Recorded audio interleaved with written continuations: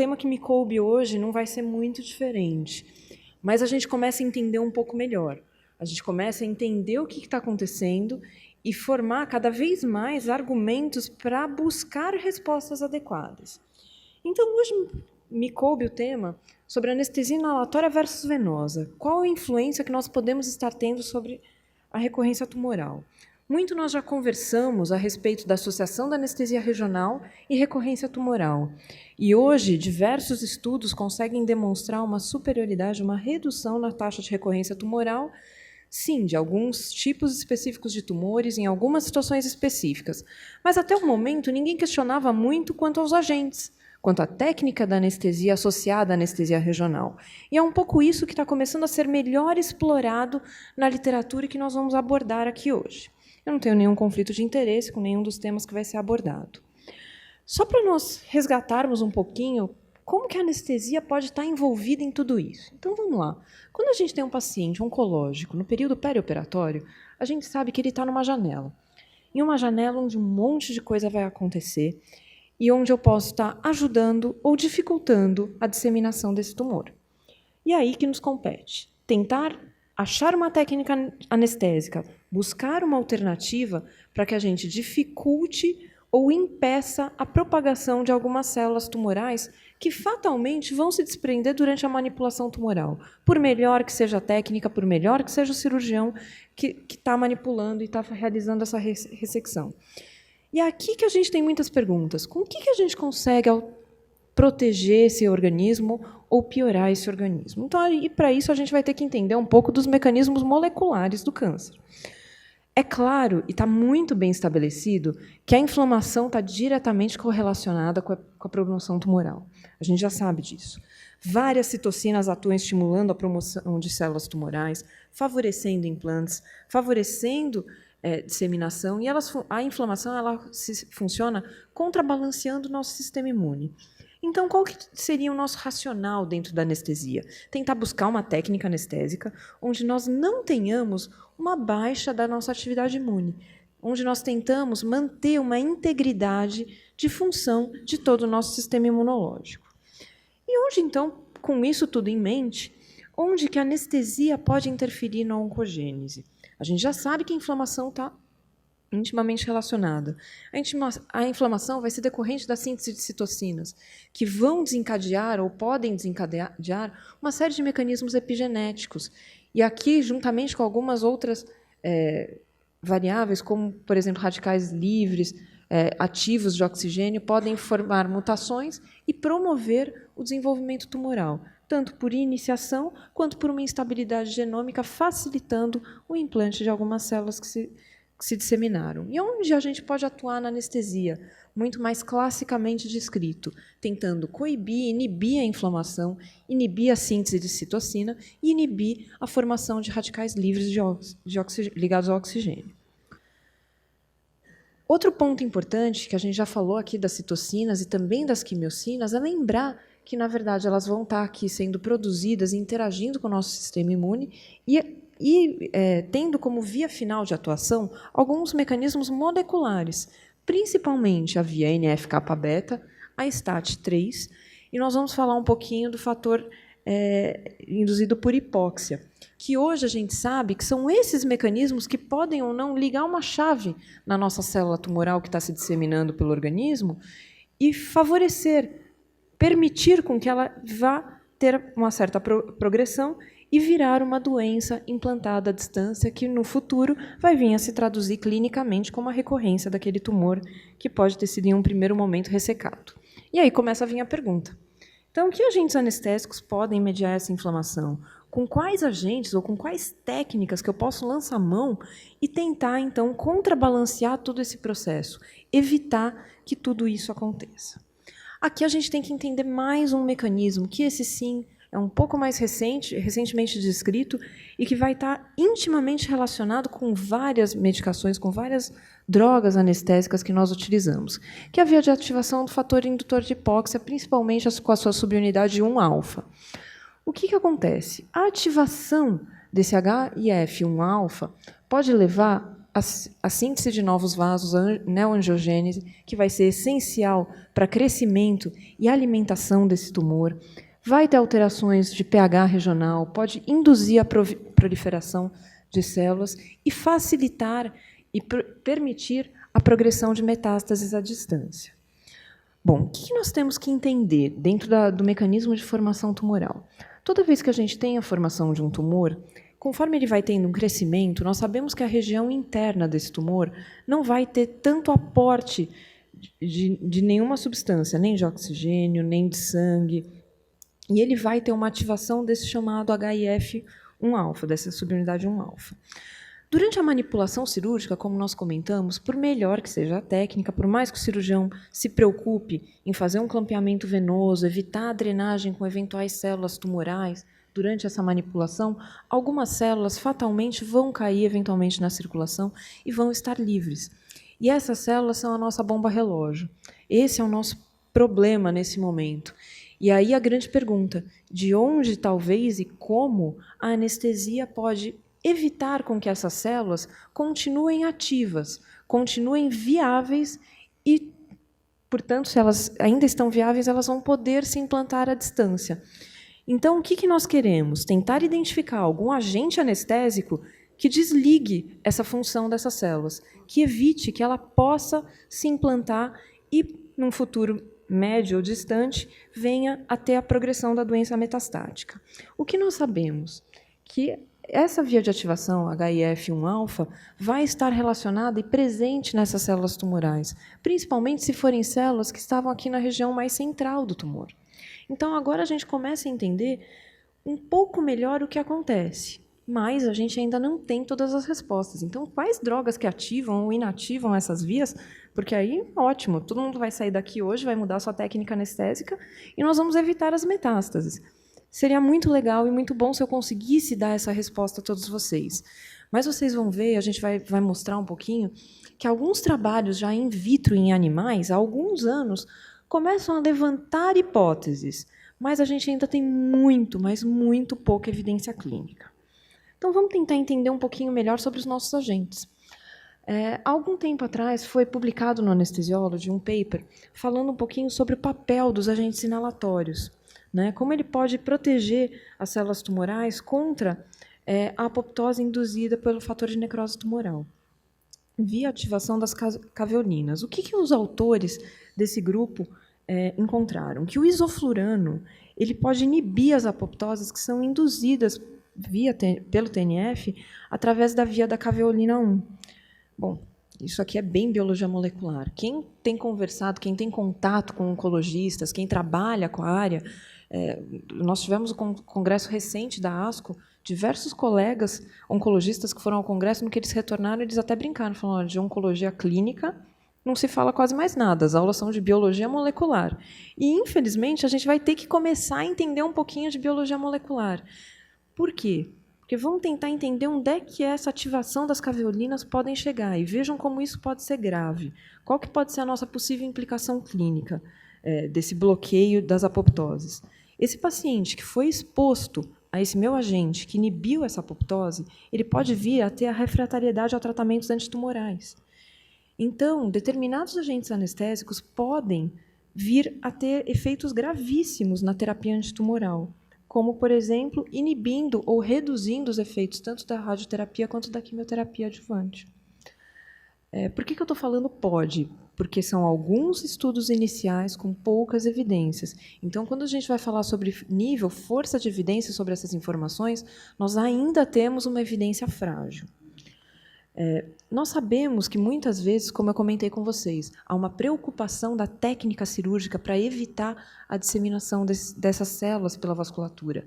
Então, muitas vezes, se lança a mão do clampeamento vascular, tanto do ponto de vista de estratégia, para evitar a disseminação tumoral, mas também para reduzir o sangramento durante a ressecção cirúrgica, que vai ativar um processo de lesão, isquemia, reperfusão, que vai facilitar um upregulation de uma outra estrutura, que é a metamieloproteinase 9. E aqui a gente também vai começar a entender que existem uma série de fatores, como essas metamieloproteinases, que podem facilitar a invasão tumoral, facilitar a dispersão, a quebra da barreira e invasão tumoral. E a gente pode estar influenciando nisso? Pode. Esses mesmos autores desse mesmo grupo também documentaram que os inalatórios podem estar inibindo a interleucina 8, que pode levar a ações na proteinocinase C, que está relacionada ativamente com a metamieloproteinase 9. Então, o que a gente pode fazer?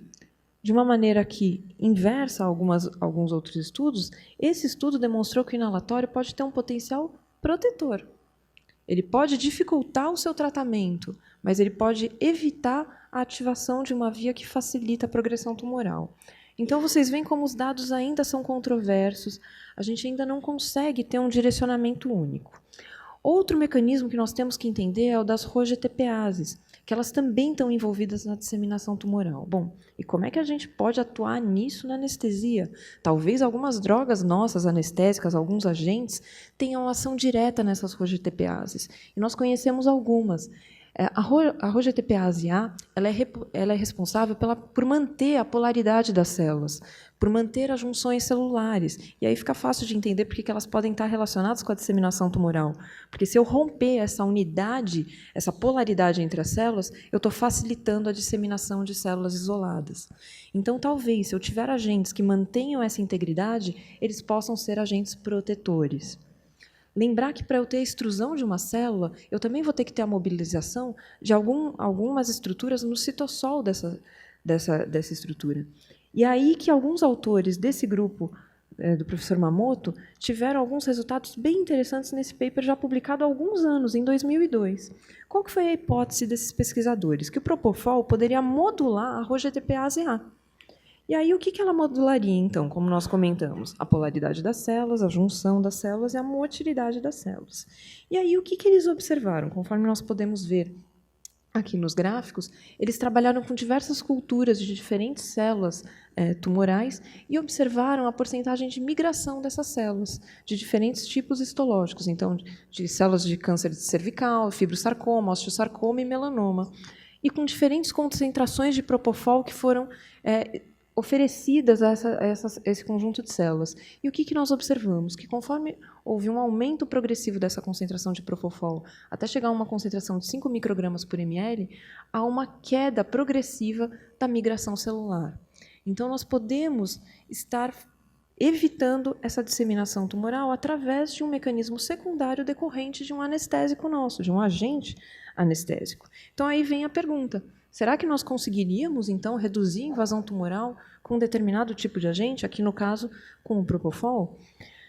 Esse mesmo grupo tentou fazer uma avaliação celular, das estruturas, tentar ver o que estava acontecendo. E o que eles identificaram? A formação de fibras de estresse actínico, que vão ser necessárias para a extrusão dessas células para a circulação.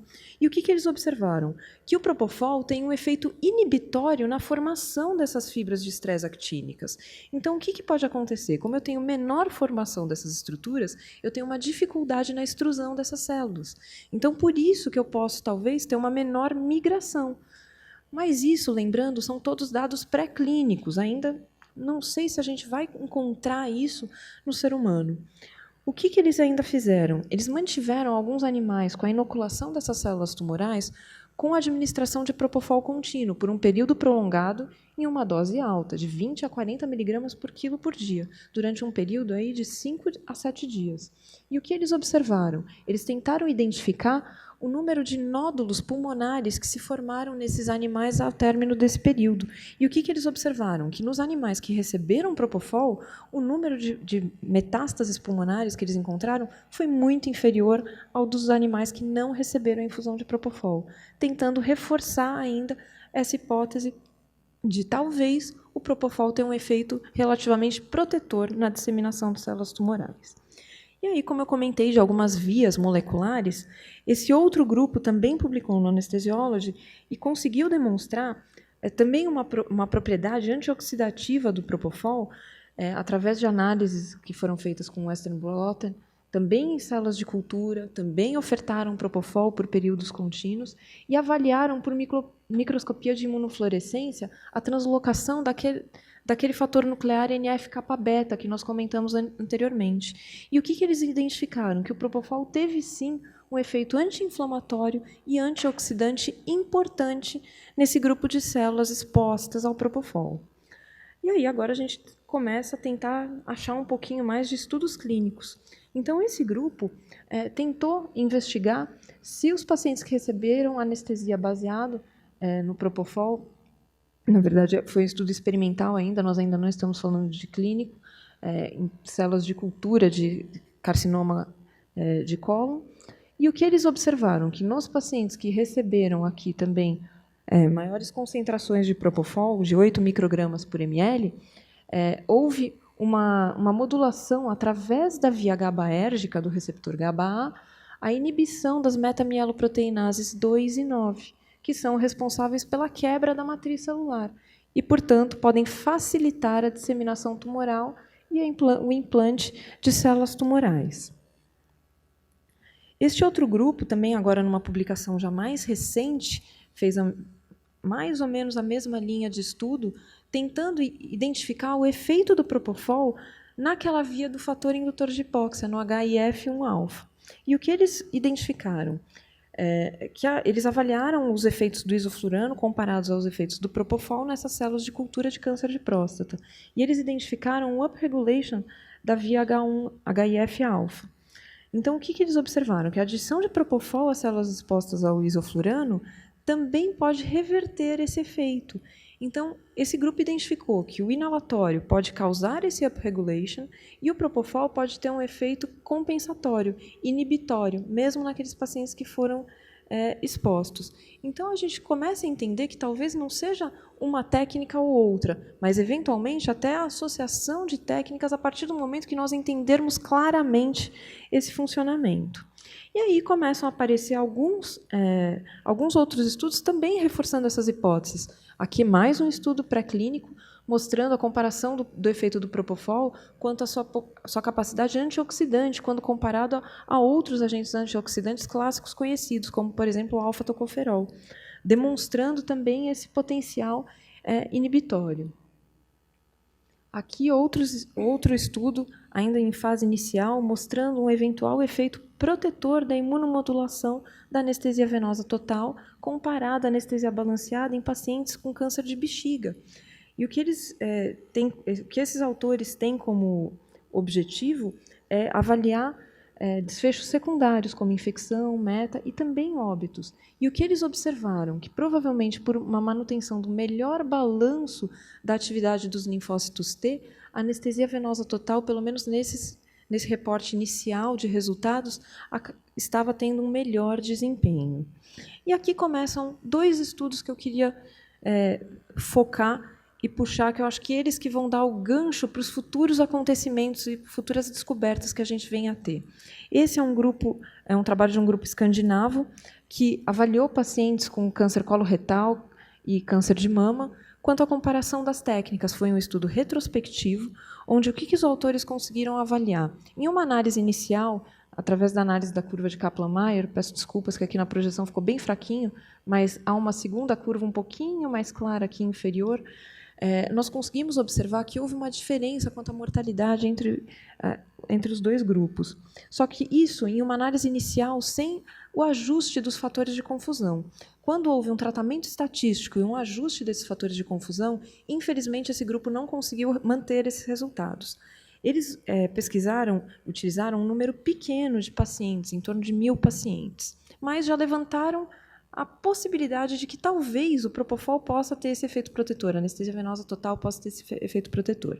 Esse segundo estudo, publicado mais recentemente no Anesthesiology, aí sim, com um pool muito maior de pacientes, com 3.300 pacientes, mais ou menos, em cada braço, avaliou com a compensação dos fatores que poderiam estar desiguais entre os grupos através da análise da avaliação de score de propensão. Depois aplicaram uma análise univariada e uma análise multivariada. E o que eles observaram? Uma diferença na mortalidade entre o grupo que recebeu anestesia inalatória, em preto, e o grupo que recebeu anestesia balanceada. Quando eles dividiram esses pacientes por gravidade quanto ao estado físico da asa, esses resultados se mantiveram. Sempre o grupo da anestesia venosa total mantendo resultados melhores, uma sobrevida maior do que os pacientes expostos à anestesia balanceada. E quando eles olharam a análise multivariada, um minuto só, já vamos terminar. Na análise univariada, eles identificaram que diversos fatores relacionados ao paciente foram destacados, incluindo a técnica anestésica. E, como conclusão, eles encontraram uma mortalidade praticamente 50% maior nos pacientes que receberam inalatórios, com hazard ratio de 1,59. Como conclusões, nós podemos tirar que nós temos diversas evidências pré-clínicas de potenciais efeitos benéficos da anestesia venosa na redução da disseminação tumoral. No entanto, ainda temos muitas, mas muitas perguntas. Quais que vão ser os reais impactos clínicos? Quais os efeitos de outros agentes intravenosos? E só para refletir, quando a gente se depara com um paciente que vem para uma ressecção de câncer de cólon, que está fazendo quimioterapia adjuvante, que recebe uma anestesia combinada, geral, associada a uma anestesia peridural, que nós já sabemos que pode ter também um potencial inibitório dessa disseminação tumoral, é transfundido no intraoperatório, evolui com infecção, com complicações pós-operatórias. Será que eu posso falar que foi o meu agente anestésico que dificultou ou facilitou a progressão tumoral? Tem muito mais coisa na jogada aqui do que o nosso único agente. Então, por isso que a gente ainda precisa, nós ainda carecemos de estudos clínicos muito melhor focados para poder chegar a alguma conclusão. Mas há uma suspeita. Talvez a anestesia venosa tenha um papel protetor quando nós falamos da progressão tumoral. Então, nós precisamos ainda de muito para conseguir separar o joio do trigo. Mas já fica aqui mais uma suspeição para nós tomarmos atenção, continuarmos pesquisando, serve como estímulo a todos. Muito obrigada pela atenção.